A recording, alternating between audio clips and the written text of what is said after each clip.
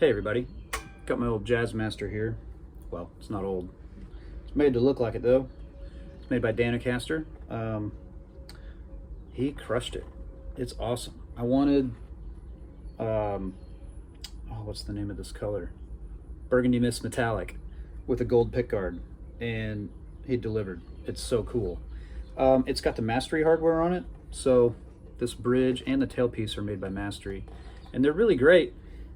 But it has the classic Jazzmaster lack of a break angle over the bridge. Like if you look at the strings right here, they don't really go down toward the I'm running out of space here, toward the tailpiece where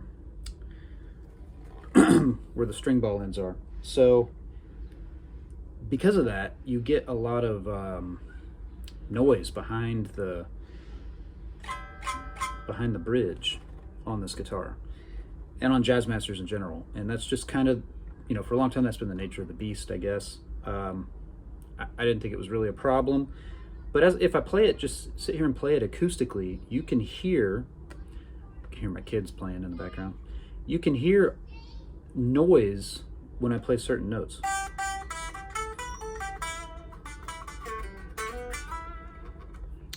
That's not fret buzz. That's the piece of the string, the part of the string behind the saddle's ringing out. So whatever energy is being created by me, picking the strings on this side of the bridge, because there's no angles separating it, that energy is transferred back there. And so I feel like I'm kind of losing a bit of energy, a bit of tone, probably some sustain. Break angle is a big deal on guitars. So I was doing a session last week, and the other guitar player, fantastic guitar player named Ethan Bollinger, producer, great dude. He plays with Miranda Lambert now, apparently. So congrats on that gig, dude. He had a Danocaster offset, and he had this other bridge on it, and it's called a Descendant. And he handed me his guitar, and all of this, you can hear it. I can feel the string vibrating. All of that stuff going on, and the loss of energy and the lack of sustain was gone on his guitar. So right there between songs on the session, I bought that bridge, and I'm going to put it on, and you don't really notice it down here. Oh yeah, yeah. Man, just even the open G, like it's, bzz, bzz, bzz, bzz. You hear that in the note every time I strike the string on the other side of the bridge. So I'm gonna swap these bridges and film a little bit of it being played acoustically again, and just see how big of a difference it is. His guitar was different than mine, and some people will shim the neck. They'll put a piece of a wood shim here so that the neck actually sits back this way. So they're tipping the strings from the bridge. They're kind of tilting from the bridge, or tilting it back. And that helps create that break angle on the saddles that seats everything really well and can give you better sustain and better tone maybe, or whatever. But his wasn't shimmed or anything. He still had the Mastery bridge, which I have. He just swapped the tailpiece out for the Descendant. So I'm going to try that as well, and we'll see how it sounds. All right. Hey, so I'm back. I put the Descendant tailpiece on my Jazzmaster. I put a fresh set of strings on it, and I didn't really change anything else. I didn't change the bridge. I didn't raise or lower the action. I didn't do anything at all other than put new strings and this tailpiece on. And it's very different. I used to get a really loud, when I'd play the 12th fret on the G string.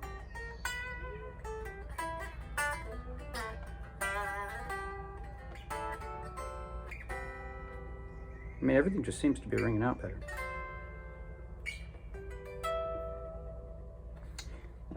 Still sounds like a Jazzmaster. It's not like it changed the character of the guitar in a way that took it away from what it is. It just kind created a little more angle. I mean, that sounds different than before to me. There's more pressure here, so it's sort of separating the two parts of the string better, so you don't lose all that energy behind the bridge. And if you remember before,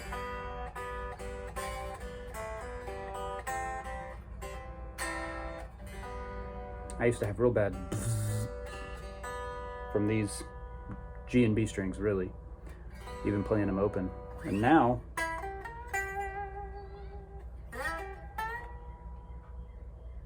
and that's just hanging out.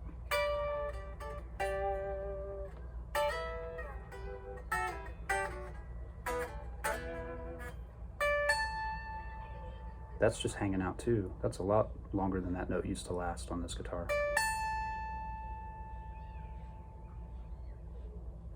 You can hear it over my boys playing on the trampoline in the backyard.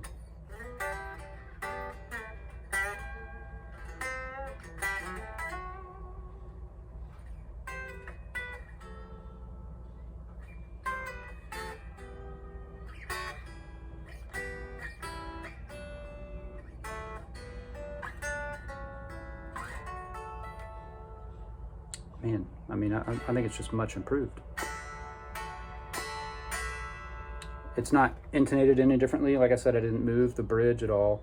And this thing's, it's called the Descendant, and I can see where it gets its name.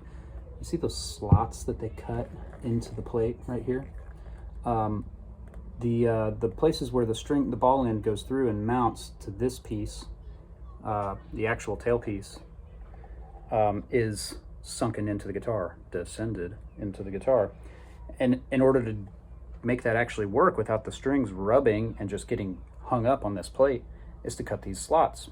So they get shorter as you go to a thinner string. It's the biggest for the longest slot is for the biggest around string, as you can see.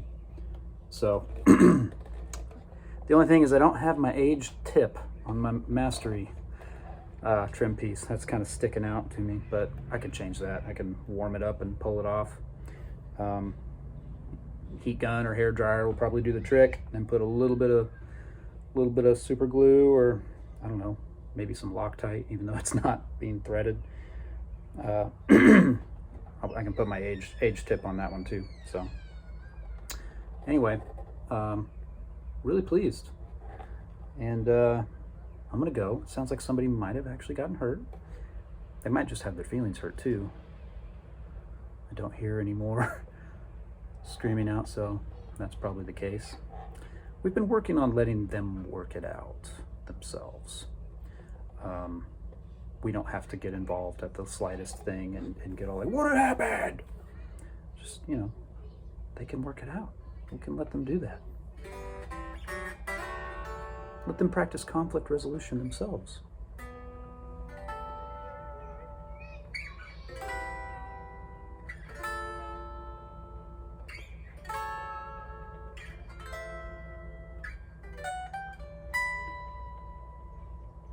Man, yeah, really impressed with this. It's something that drastically changed my guitar for the better that I didn't know that I needed. So, 3 cheers for the Descendant. See ya.